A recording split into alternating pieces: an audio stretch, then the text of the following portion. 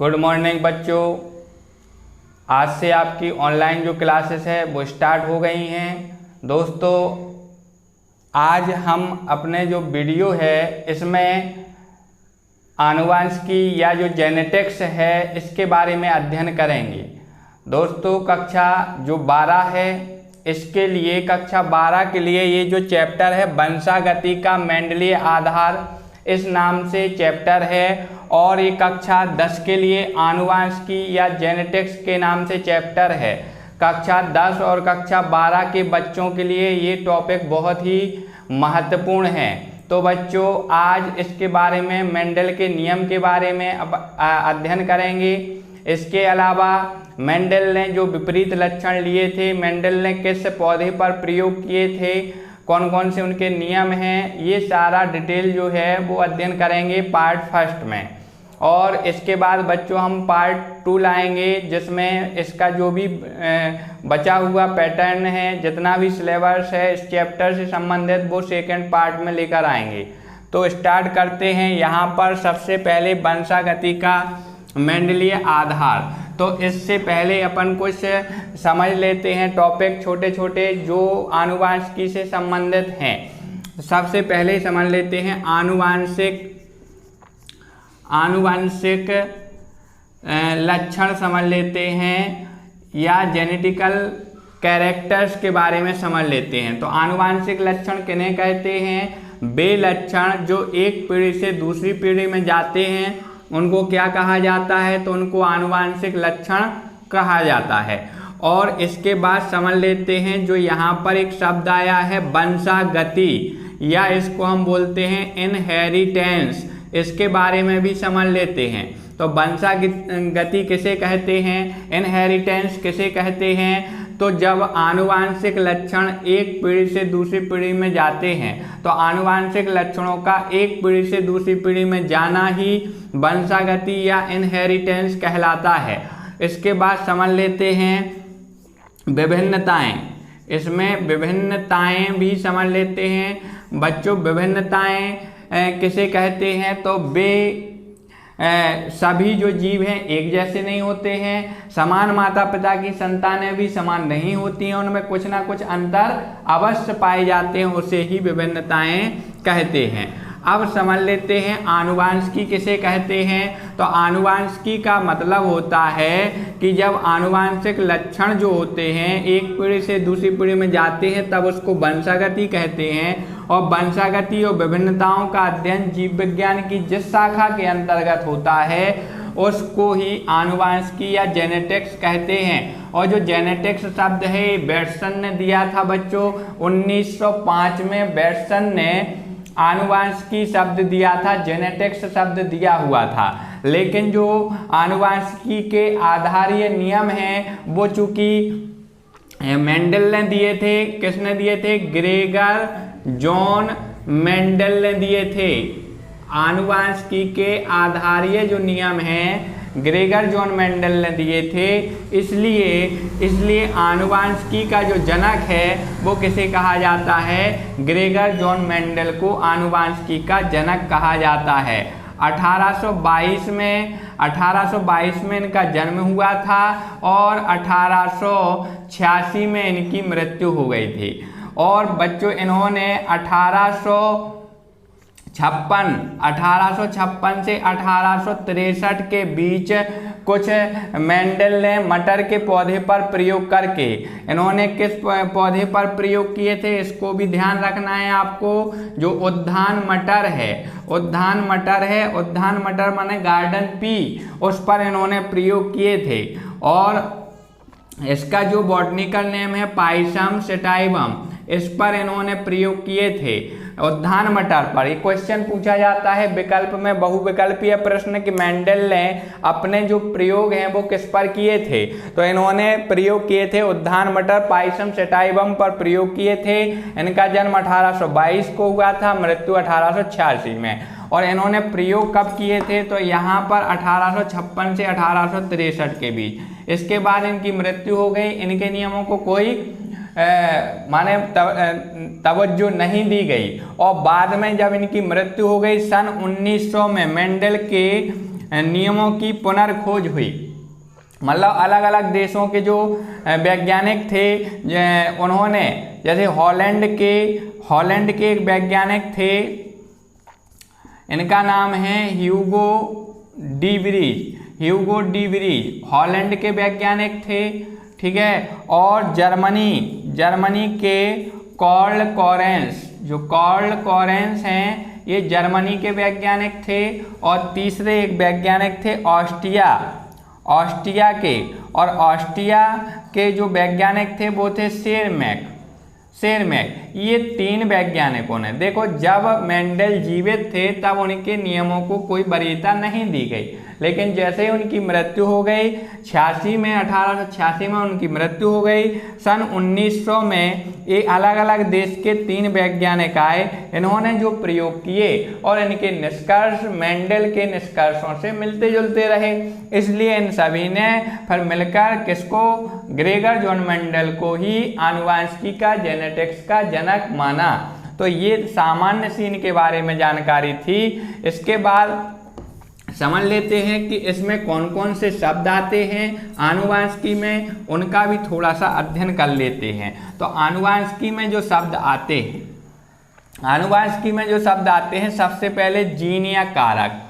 ये जो जीन है, ये जो शब्द है, तो जीन किसे कहते हैं? देखो प्रत्येक जीव के अंदर कोशिकाओं के अंदर गुणसूत्र प्रेजेंट होते हैं, गुणसूत्र पर जीन प्रेजेंट होते हैं, और जीन ही वो कारक हैं या जीन ही वो संरचनाएं हैं जो आनुवांशिक लक्षणों को एक पीढ़ी से दूसरी पीढ़ी में पहुंचाने का कार्य करते हैं। इनको मेंडल ने नाम दिया था कारक मतलब फैक्टर नाम दिया था, जबकि इनका जो जीन शब्द है किसने दिया था? तो ये दिया था जोहानसन ने। किसने दिया था? जो जीन शब्द है वो दिया था जोहानसन ने, जबकि जो कारक शब्द है वो दिया था किसने? मेंडल ने दिया था। इसके अलावा इनकी और शब्दावली समझ लेते हैं। जैसे यहाँ पर आ जाता है युग्म विकल्पी, ये शब्द भी आपको समझना है। युग्म विकल्पी या इसको हम एलिलोमॉर्फ भी कहते हैं। तो युग्म विकल्पी मतलब समान जीनों के जो परिवर्तित रूप हैं वो यहाँ पर युग्म विकल्पी कहलाते हैं। जो एकांतरणीय रूप हैं, जैसे यहाँ पर हम देख लें, जैसे लंबा है कैपिटल टी, बौना है यहाँ पर स्मॉल टी, तो यहाँ पर ये एक दूसरे के क्या कहलाएंगे? युग्म विकल्पी एलिलोमॉर्फ या एलिल्स कहलाते हैं। अब यहाँ पर देख लेते हैं, कुछ एक शब्द आता है यहाँ पर आ जाता है जैसे जीनोटाइप। यहाँ पर जीनोटाइप, तो जीनोटाइप माना होता है जीन प्रारूप। हिंदी में इसको क्या कहते हैं? जीन प्रारूप। जीन प्रारूप माने कोई ना कोई उनका संगठन होगा, आनुवांशिक संगठन होगा। जैसे लंबे पौधे का जो आनुवांशिक संगठन है वो कैपिटल टी है। तो इसी प्रकार किसी ना किसी का आनुवांशिक संगठन कुछ ना कुछ होगा, वही जीन प्रारूप कहलाता है। यहाँ पर हम देख लेते हैं, एक शब्द आता है यहाँ आनुवांशिकी में फिनोटाइप। फिनोटाइप को हम लक्षण प्रारूप भी कहते हैं, या हम इसको दृश्य रूप भी कह सकते हैं। लक्षण प्रारूप या दृश्य रूप फिनोटाइप, जो बाहरी, हम किसी चीज को, वस्तु को या जीव को बाहर से देखते हैं तो उसका जो भी लक्षण हमें बाहर से कैरेक्टर दिखाई देते हैं वो किसके अंतर्गत आते हैं? फिनोटाइप के अंदर। जैसे मटर का पौधा है तो वो बौना है या लंबा है, उसमें पुष्प कैसे लगे हुए हैं, ये सारी जो संरचनाएं हैं वो फिनोटाइप के अंतर्गत आती हैं। इसके बाद यहाँ पर एक समयुग्मजी संरचना समझ लेते हैं, इसको हम बोलेंगे होमोजाइगस। तो यहाँ पर होमोजाइगस समयुग्मजी के बारे में समझ लेते हैं। तो जब दोनों युग्मक या दोनों जीन जब एक जैसे होते हैं तब हम उसको समयुग्मजी कहते हैं, चाहे वो प्रभावी हो चाहे अप्रभावी। जैसे लंबा है तो यहाँ पर कैपिटल टी है, तो ये समयुग्मजी के अंतर्गत आएंगे। बौना है स्मॉल टी है, समयुग्मजी के। लाल है, लाल के लिए अपन कैपिटल आर, तो ये समयुग्मजी। समयुग्मजी माने चाहे प्रभावी लक्षण, माने जिसमें दोनों ही कारक या दोनों ही जीन कैसे हों? प्रभावी हों। प्रभावी कैपिटल अक्षर से प्रदर्शित करते हैं, तो इस किसके अंतर्गत आएंगे? समयुग्मजी के। अब इसमें एक शब्द आता है दूसरा, समयुग्मजी के बाद एक आ जाता है, इसको हम विषमयुग्मजी कहते हैं। तो विषमयुग्मजी किसे कहते हैं? इसे बोलेंगे हेटेरोजाइगस। तो हेटेरोजाइगस किसे कहते हैं? तो हेटेरोजाइगस का मतलब है ऐसा जोड़ा जिसमें एक प्रभावी और एक अप्रभावी हो। तो ये इसमें एक कैपिटल टी है, एक स्मॉल टी है, तो ये हेटेरोजाइगस के अंतर्गत आएगा। अब एक सवाल लेते हैं, प्रभावी किसे कहते हैं? प्रभावी मतलब डोमिनेंट किसे कहते हैं? डोमिनेंट का मतलब होता है जो अपने लक्षणों को प्रकट कर सकें, जो भी कारक, जो भी जीन जो भी युग्मक अपने लक्षणों को प्रकट करे वो प्रभावी डोमिनेंट कहलाता है। और दूसरा इसी से विपरीत एक होता है कौन सा? अप्रभावी। तो अप्रभावी कौन कहलाता है? रिसेसिव कहलाता है। रिसेसिव कहलाता है मतलब इस टाइप से ऐसा कारक, ऐसा जीन जो अपने लक्षणों को प्रकट नहीं कर सकता है, वो किसके अंतर्गत आएगा? अप्रभावी के अंतर्गत या रिसेसिव के अंतर्गत। तो ये आनुवांशिकी की शब्दावली थी, माने कुछ शब्द थे जो बार बार आएंगे इसमें, तो इसके बारे में ये बताया गया था। अगला अपन देख लेते हैं। अगले अपन मेंडल ने मटर के पौधे को चुनाव किया, तो मटर के पौधे में कौन कौन से लक्षण थे? तो सबसे पहले जो मटर का पौधा था इसमें स्पष्ट 7 विपरीत लक्षण पाए जाते हैं। स्पष्ट 7 विपरीत लक्षण या विपर्यायी लक्षण पाए जाते हैं, इसलिए इन्होंने मटर के पौधे का चुनाव किया। अब हम लक्षण देख लेते हैं, यहाँ पर एक टेबल बनाएंगे, यहाँ लक्षण हैं और यहाँ हम देख लेते हैं उनमें प्रभावी कौन है और यहाँ देख लेते हैं हम उसमें अप्रभावी कौन है। मतलब प्रभावी अप्रभावी ये लक्षण अपन इसमें समझ लेते हैं। तो सबसे पहला जो लक्षण मटर के पौधे में पाया जाता है तो वो पाया जाता है जैसे बीज का आकार। क्या पाया जाता है? बीज का आकार। अब इन्होंने देखा कि मटर के पौधे में बीज 2 प्रकार के होते हैं, एक तो होते हैं गोल, और गोल होते हैं कैसे? प्रभावी। गोल कैसे होते हैं? प्रभावी। और अप्रभावी कैसे होते हैं? तो कुछ बीज कैसे होते हैं? झुर्रीदार भी होते हैं, सिकुड़े हुए भी होते हैं। इनको जो गोल होते हैं इनको राउंड आर से प्रदर्शित करते हैं। अब देख लेते हैं ये बीज का आकार हो गया।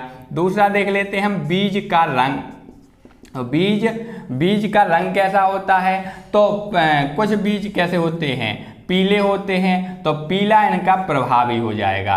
और कुछ कैसे होते हैं? हरे, तो हरे क्या हो जाएगा? अप्रभावी। अब देख लेते हैं अपन पुष्प का रंग। तो जो मटर है उसमें पुष्प 2 प्रकार के होते हैं, एक तो होते हैं लाल पुष्प या हम इसको बैगनी पुष्प भी कह देते हैं, कहीं कहीं बैगनी पुष्प दिया रहता है।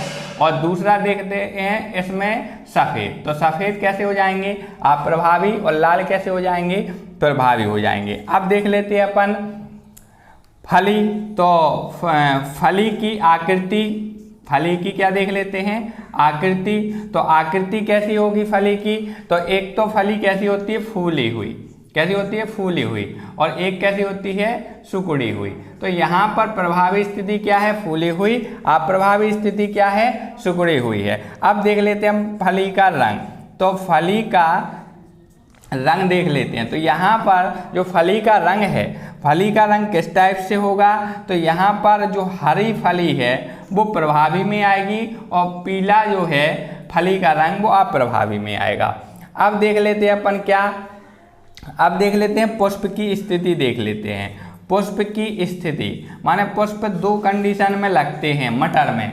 एक तो लगते हैं कक्ष में, तो एक इनकी स्थिति हो जाएगी कक्षस्थ, और एक्जिलरी इसको बोल सकते हैं, एक्जिलरी। और दूसरी कंडीशन यहाँ पर होती है अग्रस्थ। 2 कंडीशन में पुष्प लगते हैं, अग्रस्थ या इसको हम टर्मिनल कह सकते हैं। अब ये 2 कंडीशन समझ लें, कक्षस्थ और अग्रस्त किसे कहते हैं? जैसे कोई ये पौधा है और यहाँ पर पत्ती के कक्ष से जो पुष्प लगे हैं, अगर पुष्प यहाँ लगे हैं तो ये कंडीशन कहलाएगी कक्षस्थ। कक्ष में लगे हैं तो कक्षस्थ एक्जिलरी। और अगर इसके सिरे पर लगे हैं, ऊपर लगे हैं, तो ये कंडीशन कहलाएगी टर्मिनल। टर्मिनल। तो आप ध्यान देंगे यहाँ पर कि जो पुष्प है मटर में, तो वो टर्मिनल भी होता है, कक्षस्थ। कक्षस्थ इसमें क्या है? प्रभावी। और टर्मिनल जो है शीर्षस्थ बोल सकते हैं या अग्रस्थ बोल सकते हैं, अप्रभावी। एक और यहाँ पर लक्षण होता है पौधे की लंबाई। तो यहाँ पर एक और पौधे की लंबाई देख लेते हैं। तो लंबा पौधा होता है और बौना पौधा होता है। तो आप यहाँ पर हमने ये आपको लक्षण बताए हुए हैं कि कि इन्होंने मटर के पौधे का चुनाव किया क्योंकि इसमें स्पष्ट विपरीत लक्षण पाए जाते हैं। लक्षण 7 जोड़ी होते हैं और जैसे इसमें हमने बताया बीज का आकार, बीज का रंग, पुष्प का रंग, फली की आकृति और फली का रंग, पुष्प की स्थिति, पुष्प की लंबाई, तो ये कंडीशन होती हैं। और एक प्रभावी होता है, दूसरा उसी का अप्रभावी होता है। इन्हीं लक्षणों को ध्यान में रखकर इन्होंने अपने नियम प्रतिपादित किए थे। नियम इन्होंने 2 आधार पर दिए थे। नियम थोड़े से देखेंगे, 2 आधार पर दिए थे। अब 2 आधार इनके कौन कौन से हैं वो देख लेते हैं। तो यहाँ पर जो 2 आधार इन्होंने दिए थे, सबसे पहला अपन देख लेते हैं। तो सबसे पहला अपन देख लेते हैं, इन्होंने एक दिया था एक संकर संकरण, ये दिया था, और दूसरा दिया था इन्होंने द्वि संकर संकरण। यहाँ पर ये 2 कंडीशन है। इसको बोलते हैं, इसको अपन बोलते हैं मोनो हाइब्रिड क्रॉस, ये बोलते हैं, और इसको बोलते हैं डाई हाइब्रिड क्रॉस। तो ये 2 कंडीशन है। मोनो हाइब्रिड क्रॉस, इसके आधार पर इन्होंने 2 नियम दिए थे। इसके आधार पर 2 नियम दिए थे।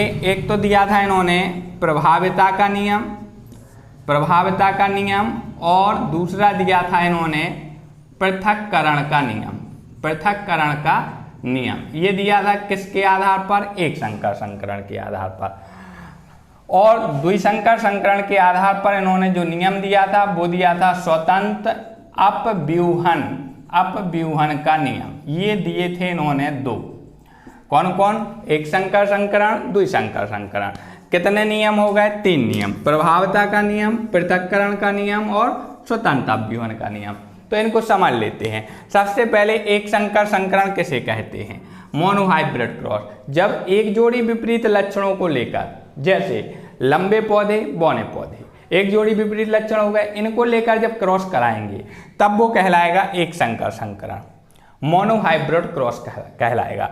इसके अंतर्गत इसमें ही प्रभाविता का नियम और पृथक्करण का नियम इसी आधार पर है। द्विसंकर संकरण, इसमें 2 जोड़ी लक्षणों को लेकर क्रॉस कराया जाता है। 2 जोड़ी लक्षण जैसे गोल और पीले बीज, और दूसरे में आ जाएगा झुर्रीदार और हरे बीज। तो ये इस प्रकार से जब 2 जोड़ी विपरीत लक्षणों को लेकर क्रॉस कराया गया तो उसको द्विसंकर संकरण कहते हैं। अब इसे अपन व्यवस्थित तरीके से समझ लेते हैं। इनके जो नियम हैं वो समझ लेते हैं। कौन कौन से नियम हैं, क्या इसकी कंडीशन है। तो सबसे पहले अपन समझ लेते हैं कौन सा? प्रभाविता का नियम। कौन सा नियम समझ लेते हैं? प्रभाविता का नियम समझ लेते हैं। इसको बोलेंगे अपन law of dominance, law of dominance समझ लेते हैं, या हम इसे प्रभाविता का नियम समझ लेते हैं। तो प्रभाविता का नियम एक संकर संकरण पर आधारित है, मोनोहाइब्रिड क्रॉस पर आधारित है। इसमें इन्होंने लंबे पौधे लिए, लंबे पौधे, और इसमें इन्होंने बौने पौधे लिए, बौने पौधे। और इन पौधों को लेकर इन्होंने शुद्ध लंबे पौधे लिए इन्होंने, और शुद्ध बौने पौधे लिए, और इनको लेकर इनके बीच में क्रॉस, क्रॉस मीन्स संकरण करवाया। लंबे पौधे के लिए जो जीनोटाइप होता है वो कहलाते हैं कैपिटल टीटी, और बौने पौधे के लिए स्मॉल टीटी के अंतर्गत आएंगे। और ये जनक पीढ़ी कहलाती है, जिसको हम पी पीढ़ी के नाम से इसको जानते हैं। पी पीढ़ी कह सकते हैं, या इसको हम जनक पीढ़ी कहते हैं। इनके बीच में जब संकरण कराया तो इनसे जो युग्मक बनेगा, चूंकि दोनों कारक एक जैसे हैं तो कैपिटल टी युग्मक बनेगा, और यहाँ पर स्मॉल टी, और इनका क्रॉस कराएंगे तो यहाँ पर कैपिटल टी और स्मॉल टी बनेगा। तो यहाँ पर ये प्रोसेस समझ लें यहाँ पर कि जब एक जोड़ी विपरीत लक्षणों को लेकर संकरण कराया जाता है तो प्रथम पीढ़ी में ये जो यहाँ पर संतान उत्पन्न हुई है ये F1 पीढ़ी कहलाती है। और F1 पीढ़ी हमेशा कैसी होती है? विषम युग्मी। देखो दोनों कारक कैसे हैं? अलग अलग हैं, तो विषम युग्मी। और ये कंडीशन कैसी कहलाएगी? होमोजाइगस समयुग्मी कहलाएगी, क्योंकि जनक पीढ़ी में दोनों कारक एक जैसे होते हैं, समयुग्मी कंडीशन होती है। F1 पीढ़ी में दोनों कारक अलग अलग होते हैं, इसलिए विषम युग्मी होती है। जब इन्होंने शुद्ध लंबे पौधे, शुद्ध बौने पौधों को बीच क्रॉस कराया तो F1 पीढ़ी में संकर लंबे पौधे उत्पन्न हुए। कैसे? संकर लंबे पौधे यहाँ पर उत्पन्न होते हैं। ये एक संकर संकरण पर आधारित है। तो जो प्रभावता का नियम है इसे फिर से समझेंगे। प्रभावता का जो नियम है तो इसमें कहा गया है जब शुद्ध लक्षणों वाले जनकों को लेकर संकरण कराया जाता है तो प्रथम पीढ़ी में या F1 पीढ़ी में जो प्रभावी लक्षण होता है वो अप्रभावी लक्षण को दबा देता है। इसलिए इस नियम को क्या कहते हैं? प्रभावता का नियम कहते हैं। ये प्रभावता का नियम होता है। और दूसरा देख लेते हैं अपन यहाँ पर, तो दूसरा है पृथक्करण का नियम। जो पृथक्करण का नियम है वो दूसरा है, यहाँ पर देख लेते हैं। इसे बोलते हैं law of segregation, law of segregation या पृथक्करण का नियम। इसमें भी एक जोड़ी विपरीत लक्षणों को, चूंकि ये दोनों ही नियम किस पर आधारित हैं? एक संकर संकरण पर आधारित हैं, अतः ये भी ये मोनोहाइब्रिड क्रॉस पर आधारित होता है। इसमें जैसे शुद्ध लाल पुष्प वाले पौधे लिए और यहाँ पर क्या ले लिए? शुद्ध सफेद पुष्प वाले पौधे, इनको ले लिया। शुद्ध लाल पुष्प वाले पौधे, शुद्ध सफेद, इसको कैपिटल RR और इसको स्मॉल RR, इन दो को ले लिया, स्मॉल RR के रूप में ले लिया। और इसमें से एक मेल होता है, मेल का ये चिन्ह होता है, और एक फीमेल होता है, फीमेल का ये वाला चिन्ह होता है। तो मेल और फीमेल होगा, दोनों क्रॉस कराएंगे इनके बीच में, इससे जो गैमीट बनेंगे कैपिटल R, इससे जो बनेंगे स्मॉल r। और यहाँ पर जब इनका संकरण होगा तो कैपिटल R, मतलब F1 पीढ़ी में कैसी संतानें उत्पन्न होंगी? तो संकर लाल, क्योंकि ये जो प्रभावी R है ये अप्रभावी R के लक्षण को दबा देगा, तो संकर लाल पुष्प यहाँ पर उत्पन्न होंगे। अब चूंकि हम पढ़ रहे हैं पृथक्करण का नियम, तो इन्होंने देखा कि दोनों कारक अलग अलग हैं, एक प्रभावी एक अप्रभावी। दोनों कारक जितने टाइम तक एक साथ रह सकते हैं, लेकिन जब इनमें गैमीट का निर्माण होगा, मतलब जब युग्मक बनेंगे इससे, तो दोनों ही कारक अलग अलग हो जाएंगे, शुद्ध रूप में पृथक हो जाएंगे। इसलिए इसको यहाँ पर क्या हो गया? पृथक्करण हो गया ना।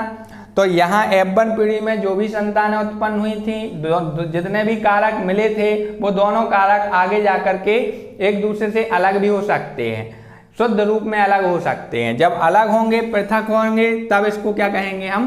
पृथक्करण का नियम। अब यहाँ पर देख लेते हैं पृथक्करण के नियम में आगे F2 पीढ़ी भी होती है।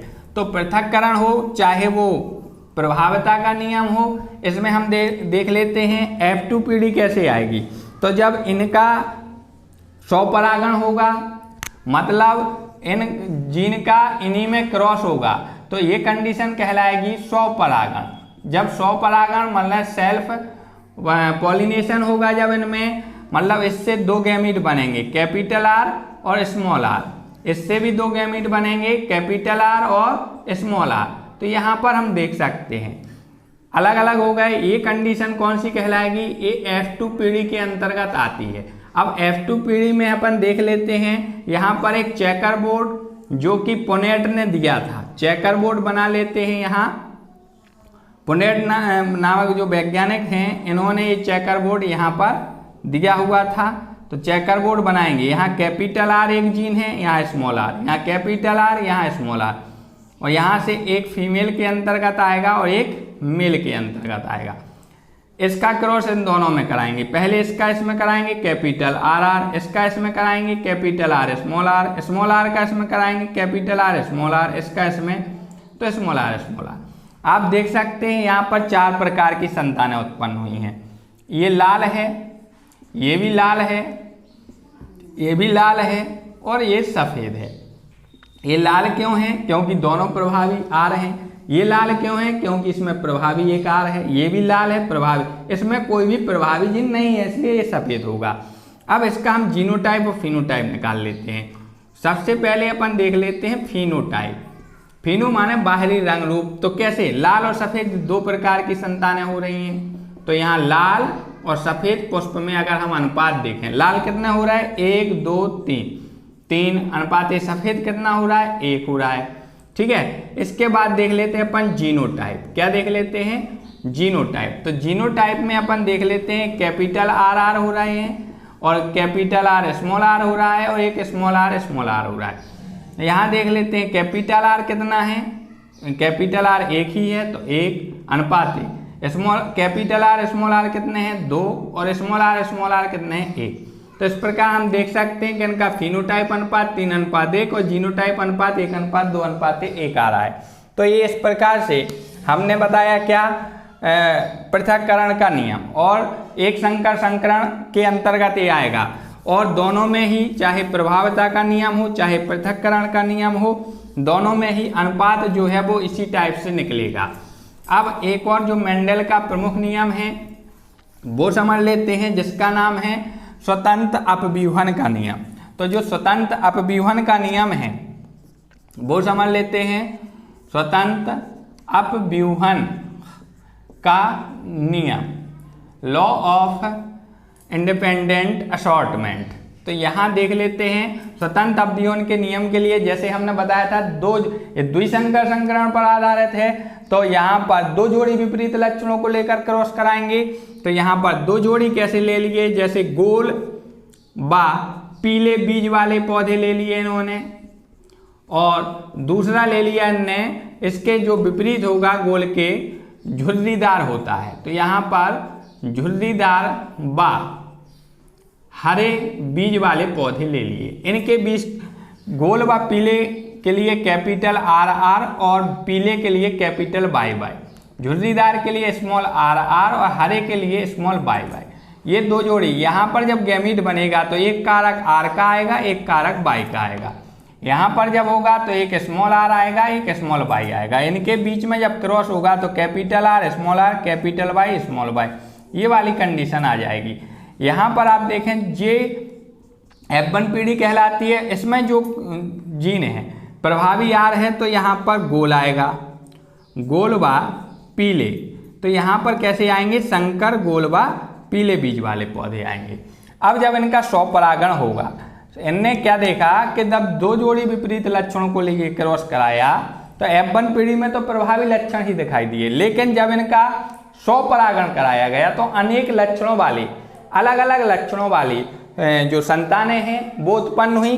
तो इन्होंने पता लगाया कि 2 जोड़ी लक्षणों को लेकर भी स्वतंत्र रूप से क्या होगा जी, अलग अलग इनके जो लक्षण हैं, जो कारक हैं वो एक दूसरे से स्वतंत्र रूप से अलग अलग हो गए, और कारक जब अलग अलग हो जाएंगे अपने लक्षण को स्वतंत्र रूप से व्यक्त करेंगे, तब उसको स्वतंत्र अपव्यूहन का नियम कहा गया। तो कैसे इनका स्वपरागण होगा वो देख लेते हैं, इनका चेकर बोर्ड देख लेते हैं, और फिनोटाइप अनुपात जीनोटाइप अनुपात देख लेते हैं। तो यहाँ पर देखते हैं जीनोटाइप और फिनोटाइप अनुपात। तो यहाँ पर आ जाएगा, जैसे इन्होंने इनके जो कारक बने F1 पीढ़ी में वो बने capital R small R capital Y small Y. इसी प्रकार स्वपरागण का मतलब उसका उसी में क्रॉस, ये स्वपरागण, इसको F2 पीढ़ी कहते हैं। तो यहाँ देख लेते हैं कितने कारक बने, इस आर का इन दोनों बाई में क्रॉस कराएंगे तो आर बाई, कैपिटल आर का स्मॉल बाई में कराएंगे कैपिटल आर स्मॉल बाई, इसका स्मॉल आर का इसमें कराएंगे तो स्मॉल आर कैपिटल बाई, और इसका इसमें कराएंगे तो स्मॉल आर कैपिटल बाई, और सॉरी स्मॉल बाई। तो यहाँ पर ये जो 4 गैमीट बने, इसी प्रकार 4 गैमीट इसके बनेंगे, और इनके बीच में फिर क्या होगा, क्रॉस होगा। तो जब इनके बीच में क्रॉस होगा तब क्या होगा, इनके बीच में क्रॉस होगा तो कैसी कंडीशन बनेगी, यहाँ पर हम देख लेते हैं इनकी कंडीशन कैसी बनेगी। तो चेकर बोर्ड में क्या अनुपात निकलेगा इनका, ये भी समझ लेते हैं। तो इनका जो अनुपात निकलेगा वो देख लेते हैं। इसका जो चेकर बोर्ड बनेगा उसमें 16 खाने आएंगे, यहाँ पर देख लेते हैं। चूंकि ये द्विसंकर संकरण पर आधारित है तो इस प्रकार से इनका 16 खाने यहाँ पर आ जाएंगे। यहाँ देख लेते हैं किस टाइप से 16 खाने आएंगे, कौन कौन इसमें रहेगा वो भी देख लेते हैं। यहाँ पहले जो था हमने बताया था, यहाँ पर capital R small R capital by और स्मॉल बाई। तो यहाँ बनेगा, पहला जो बनेगा कैपिटल आर कैपिटल बाई, दूसरा बनेगा कैपिटल आर स्मॉल बाई, तीसरा बनेगा स्मॉल आर कैपिटल बाई, और चौथा बनेगा स्मॉल आर स्मॉल बाई। तो पहला गैमीट क्या बन रहा था, कैपिटल आर कैपिटल वाई। दूसरा जो गैमीट बन रहा था कैपिटल आर स्मॉल वाई। तीसरा जो गैमीट बन रहा था स्मॉल आर कैपिटल वाई, और चौथा बन रहा था स्मॉल आर स्मॉल वाई। इसी प्रकार इस तरफ भी बनेंगे। यही वाले जो कारक हैं वो स्वपरागण में चूंकि दोनों तरफ एक जैसे होते हैं तो यहाँ भी यही कारक आ जाएंगे। इसी प्रकार की कंडीशन यहाँ भी आएगी। और यहाँ केवल ध्यान रखना है कि प्रभावी वाला पहले लिखा जाएगा, अप्रभावी यहाँ से अपन देख लेते हैं एक मेल वाला और एक यहाँ पर फीमेल वाला आ जाएगा।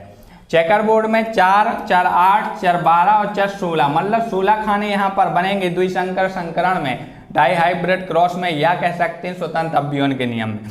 इसका क्रॉस इन चारों में कराना है, इसका क्रॉस इन चारों में कराना है, इसका क्रॉस चारों में। ध्यान रखना है पहले कैपिटल प्रभावी आएगा बाद में अप्रभावी। इसका इसमें क्रॉस कराते हैं तो आर आर इस टाइप की कंडीशन बनेगी। इसका इसमें कराएंगे तो ये कंडीशन, इसका इसमें कराएंगे कैपिटल आर स्मॉल आर और कैपिटल वाई वाई, इसका इसमें कराएंगे तो ये कंडीशन आएगी।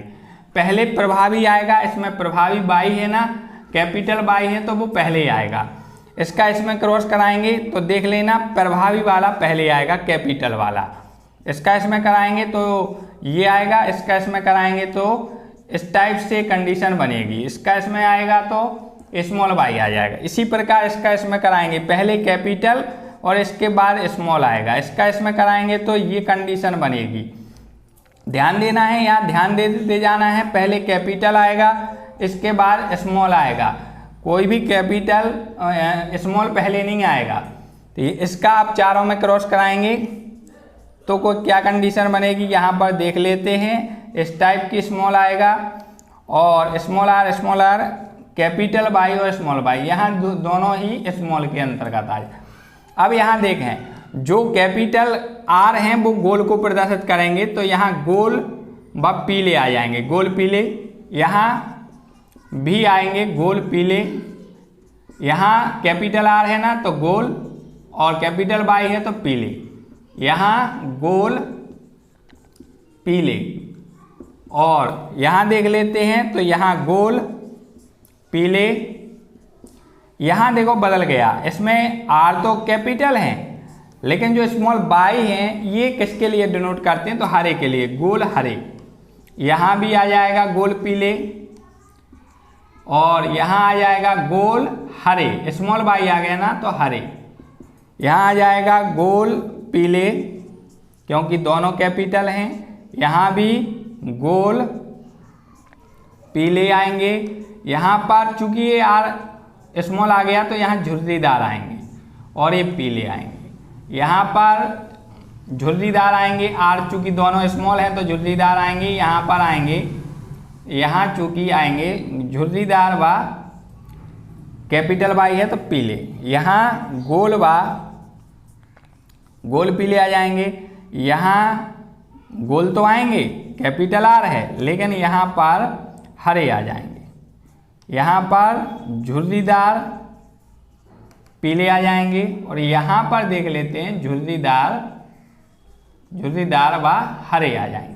अब ये कंडीशन आई। अब इनने क्या किया, स्वपरागण किया तो कितने लक्षणों वाली संतानें उत्पन्न हुई हैं तो इनका हम चूंकि देख लेते हैं कौन कौन सी। एक तो देखो कौन सी बन रही होंगी, गोल व पीले बीज वाले पौधे बन रहे होंगे। तो यहाँ देख लेते हैं कितने बन रहे हैं। गोल व पीले एक जे हैं, 1, 2, 3, 4, 5, 6, 7, 8 और यहाँ आ जाएंगे 9। तो गोल व पीले बीज वाले कितने बन रहे हैं, 9। दूसरे देख लेते हैं गोल व हरे कितने बन रहे हैं, गोल व हरे बीज वाले पौधे कितने बन रहे हैं। तो यहाँ एक तो ये है गोल व हरे एक जे है 2 और गोल व हरे एक जे है 3। तो 3 कंडीशन ये बन रही हैं। और इसके बाद झुर्रीदार व पीले बन रहे हैं। कौन से बन रहे हैं, झुर्रीदार व पीले बन रहे हैं। तो ये कितने बन रहे हैं, 1, 2, 3 ये बन रहे हैं। और आखिरी जो कंडीशन है इसमें झुर्रीदार व हरे, तो ये कितने बन रहे हैं, ये 1 बन रहा है। एक लास्ट में ही बचा है। अब इनका फिनोटाइप अनुपात देख लेते हैं तो कितना बन रहा है, 9:3:3:1। इसी प्रकार इनका जीनोटाइप भी निकाल सकते हैं तो 1:2:1:4:1:1:2 इस टाइप से इनका क्या निकलेगा, फिनोटाइप अनुपात ये है, और जीनोटाइप अनुपात भी अपन इसी टाइप से निकाल सकते हैं। तो ये था कौन सा, इसको हम डाईहाइब्रिड क्रॉस भी कह सकते हैं, मोनोहाइब्रिड क्रॉस भी कह सकते हैं। तो ये था आज का थोड़ा सा टॉपिक। इसके बाद अगला जो इससे रिलेटिव है, जैसे अपूर्ण प्रभावता का नियम है, और भी नियम है जो मेंडल के नियम से विचलन प्रदर्शित करते हैं, तो उसके लिए हम पार्ट सेकंड लेकर आएंगे।